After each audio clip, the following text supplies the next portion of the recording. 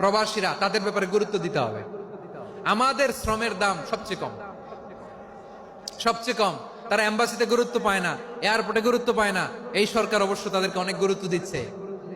আমাদের অদক্ষ শ্রমিককে যখন আমরা দুবাই পাঠাই, অল্প বেতন পায়, কিন্তু ইন্ডিয়ানরা দক্ষ শ্রমিক পাঠাইলে তার 3 গুণ বেতন পায়।